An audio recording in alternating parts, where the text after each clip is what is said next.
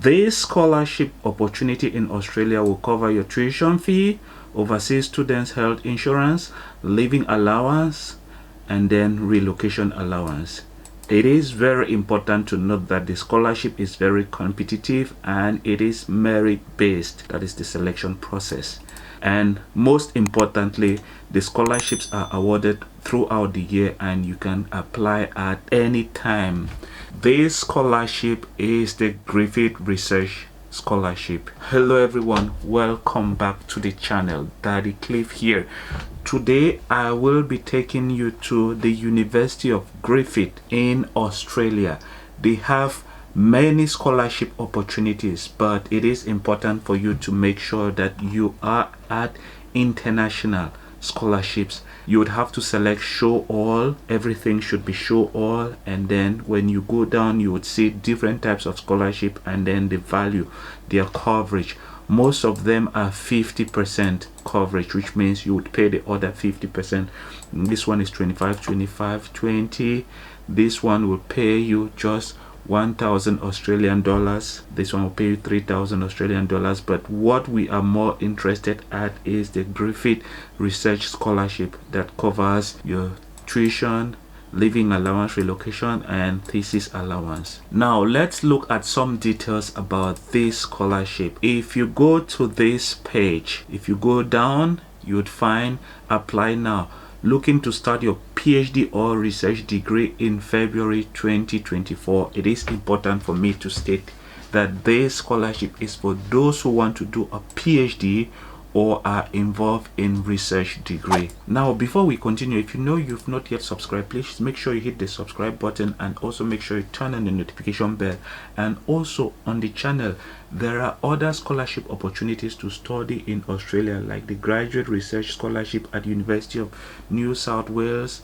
There is a UNE International Postgraduate Research Award in Australia. There is the Monash University undergraduate and graduate research, and there are a host of other scholarship opportunities on the channel. You might want to select one and look at the details on how to go and apply. Maybe they might be of interest to you. And let's get back to the video. It says if you are applying for intake 1 commencing February 26, 2024, please be aware of the following key dates. Yeah, it is very important to take note of key dates. This is scholarship opens on the 1st of July 2023. Scholarship application closes on the 5th of September 2023. International offshore scholarship applicants. There are other key dates that you can look at here.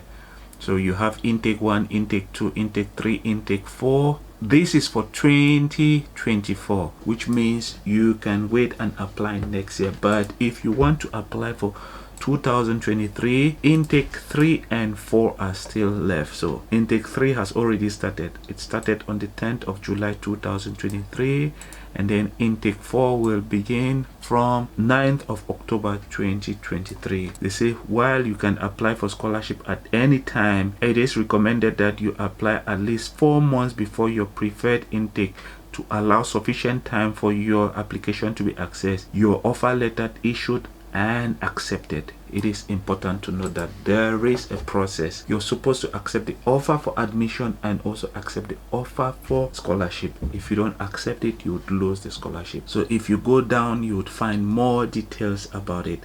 So like for example here it says offer letter sent from 20th November. You would have to make sure you accept the offer before the 5th of January runs out, and then qualification completion evidence will be sent by the 31st of January 2023. It is very important. And also it is also very important to note that there are other scholarship opportunities on this page.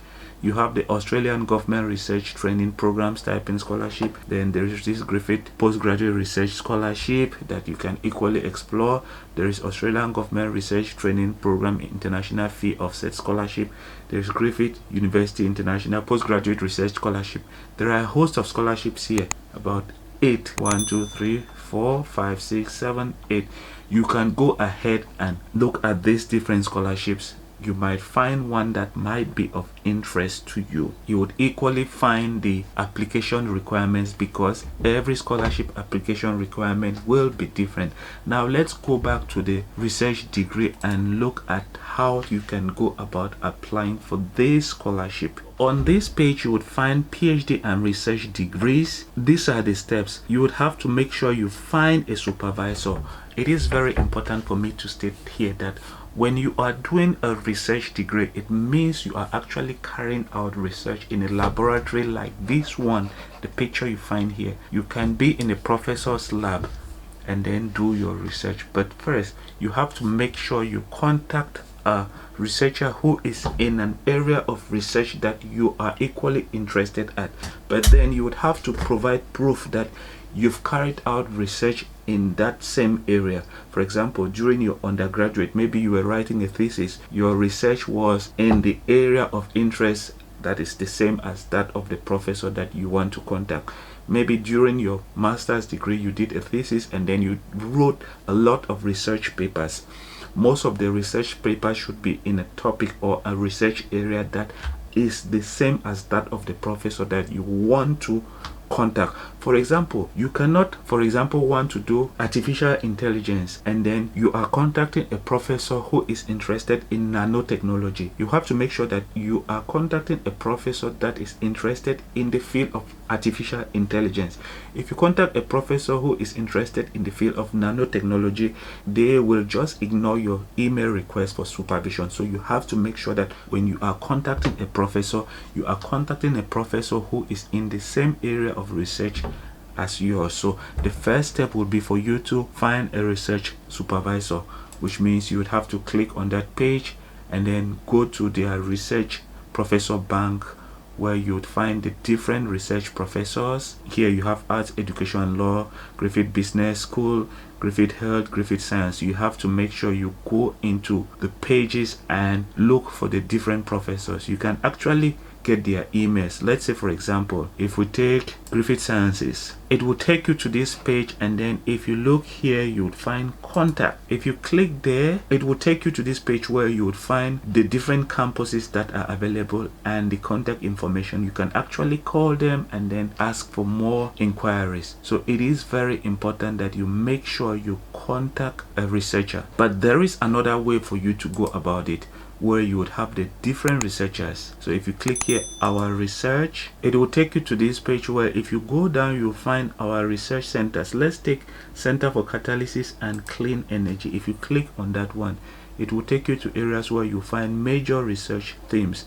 So if you take catalyst and catalysis, it will then take you to another page where if you go down you find research themes, catalyst and catalysis. Lead professor, you have the professor's name here. Sensing and energy devices, lead professor Hyunjin Zhao. So this is how you get the professor's contact information. So if you click here, lead professor Hyunjin Zhao, it will take you to the next page where you would find every information about the professor. You have his detailed information, the degrees that he earned, and then if you look at this corner you would find his phone number, contact information, and even his address. This is the best way to go about contacting a professor. So if you come here also, you can find funded researches. These are researches that he carried out, so you can like go through his different research works that he has published. It is important to read his research work and see if he is carrying out research in an area that is of interest to your own area of research, so that when you are contacting the professor through email, you can kind of mention some of his research works that you have done. It is very important for you to know that when contacting any professor, you must make them feel like you have actually researched about them, you know a bit about them, and try to state some of their works. It is very important. So if you go here, you find teaching and supervision. You would find people that he has supervised. If he had supervised as an associate supervisor, principal supervisor, so you'll find a lot of information. It is always important for you to always research a professor before you contact them for any scholarship opportunity. Now let's go back and look at how to apply. So on this same page, if you click on apply, it will take you to this page where you would have to see the different steps on how to go about applying. So know that the first step is for you to choose your research degree, find a supervisor. You have to develop a research proposal, very important. Search for scholarship, gather your documents, and then submit your application. It is very important that you follow those steps. Now guys, I don't want to make this video to be very long, but applying for a research degree is one of the easiest way to get a scholarship, especially in Australia, New Zealand, Canada, United States, Germany, and many of the advanced countries, even in South Korea, because these countries are very much into research. Contacting a professor, if you have a very good research background, will make it easy for you to get a scholarship. Do not always wait for scholarships to be launched before you apply for them. That being said, let's end the video here, and then I will see you in the next one. Bye bye.